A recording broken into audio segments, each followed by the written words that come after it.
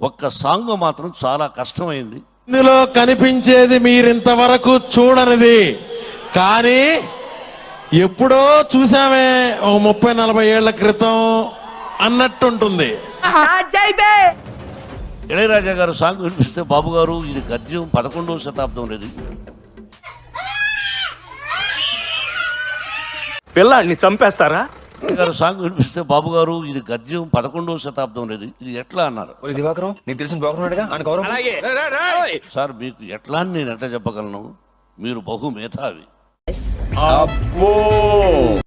మీరు చేయగలరు, నా కోసం చేయాలి మీరంటే చేశారు. అవునా నిజమా? హలో ఇప్పుడు చూడు కన్నా మీ అందరి కోసము ఒక్క నిమిషం సినిమా చూస్తారా? కడుపు నింపుకొని ఇంటికి వెళ్తారా?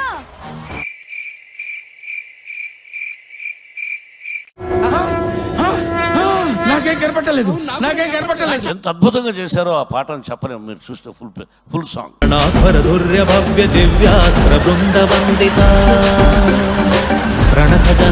ఎంత అద్భుతంగా చేశారో ఆ పాటను చెప్పలేము, మీరు చూస్తే ఫుల్ సాంగ్.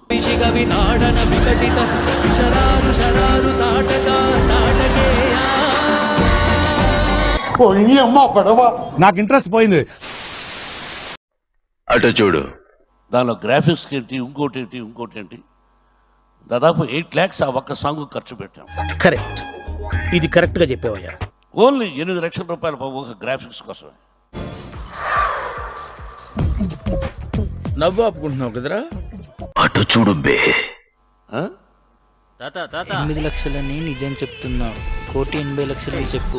1,80,00,000 సారీ, 1,80,00,000 1,80,00,000 ఓన్లీ ఒక్క సాంగ్. మీరు చూస్తే ఇది గ్యాసా డబ్బా కొడుతున్నారు అనుకుంటా. వీడి దౌర్భాగ్యం ఏంటంటే నీకు తెలియదురా అని నేను చెప్పాలనుకోవటం, తెలియకపోతే తెలియదని అటు ఒప్పుకోకపోవటం. ఎవ్రీ షాట్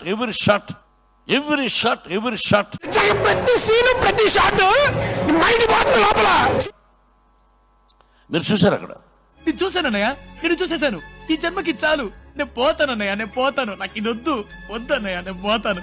రేపు చూసిన దానికి మోహన్ బాబు గ్యాస్ కొట్టాడా, డబ్బా కొట్టుకోవాలి ఒకసారి, కానీ ఎక్కువ డబ్బా కొట్టకూడదు.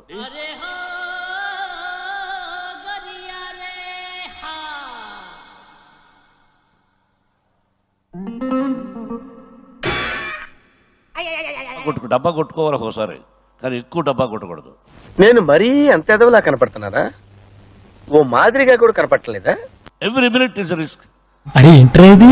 అది మూసినదరా. ఆ విధంగా కష్టపడి ఆ సాంగ్ ఒకటే తీసాం. గట్టి టాస్క్ ఇచ్చాడు వాడు, కానీ వాడు చెప్పేదంటూ ఏదో ఉంది, అది ఏంటో తెలుసుకోవాలి నేను.